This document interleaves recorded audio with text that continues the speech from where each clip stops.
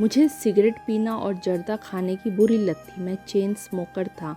इसके बिना मुझे चैन नहीं पड़ता था। मैं चाहकर भी इन्हें छोड़ नहीं पाता। यह मेरी विवशता थी। जयपुर अश्वमेध यज्ञ के दौरान मुझे मिशन से जुड़ने का सौभाग्य प्राप्त हुआ। तब 2.5 दिन के कार्यक्रम गांव-गांव चल रहे थे। उसी कार्यक्रम में मुझे शिव प्रसाद मिश्र जी के सहयोगी के रूप में कार्य करने का प्रस्ताव दिया गया। मैंने उसे स्वीकार किया और मैं मिश्रा जी के साथ जनसंपर्क में लग गया। हम घर घर देव स्थापना कराते तथा कार्यक्रमों की रूपरेखा तैयार करते। एक दिन शाम को मंच पर जब मिश्रा जी दीप यज्ञ करवाने बैठे तो मैं उन्हीं के सामने नीचे बैठ गया। अकस्मात मुझे जर्दा खाने की याद आई।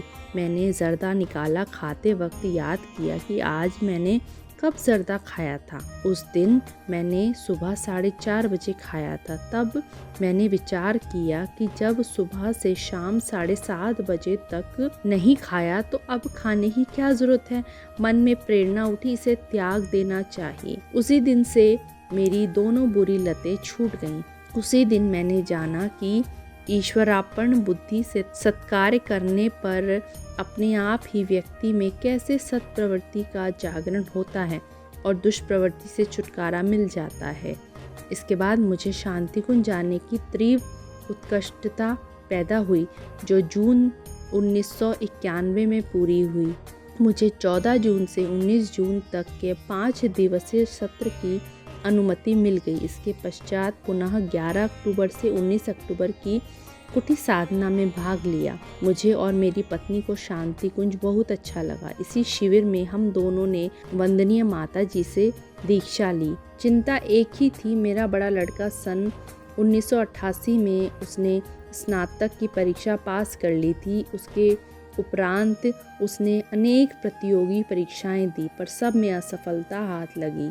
यही परेशानी हम दोनों को खाई जा रही थी। बात यहीं तक सीमित होती तो कुछ संतोष होता, लेकिन उसकी शादी भी हो चुकी थी। विवाह हो जाए और नौकरी ना हो, यह कोड़ में खाज की तरह प्रतीत होता है। कुछ इसी प्रकार की समस्या से हम दोनों ही परेशान थे। जब हम लोग कुटी साधना सत्र में थे तो मेरी पत्नी अक्सर माता जी के चौके में रोटी बनाने हेतु चली जाती थी। एक दिन जब वह रोटी बनाकर आ रही थी तो माता जी ने उसे अपने पास बुला लिया। घर का हालचाल पूछा, सास ससुर के बारे में जानकारी ली।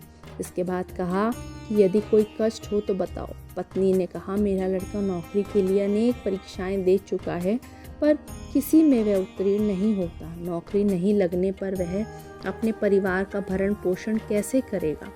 इस पर माता जी ने कहा, यह सब तुम मुझ पर छोड़ दो। तुम पति पत्नी मिशन की गतिविधियों को आगे बढ़ाने में, लोक कल्याण के कार्यों को करने में मन लगाओ। तुम्हारा काम हम करेंगे, कोई काम रुकेगा नहीं। माता जी का आशीर्वाद पाकर पत्नी बहुत प्रसन्न हुई।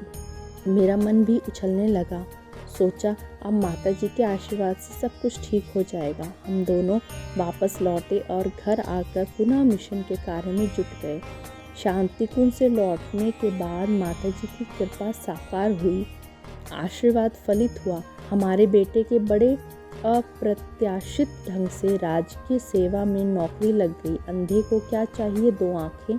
हम सब की इच्छा पूर्ण हुई, सभी बहुत खुश थे। मैंने शेष जीवन परम पूज्य गुरुदेव के कार्य में लगाने का निश्चय किया और सन 2002 में अपनी नौकरी से स्वैच्छिक सेवानिवृत्ति ले ली। तब से अब तक मिशन के कार्य में सतत संलग्न हूँ। ये कहना था कन्हैया लाल शर्मा जी का, श्री माधवपुर सीकर, राजस्थान से।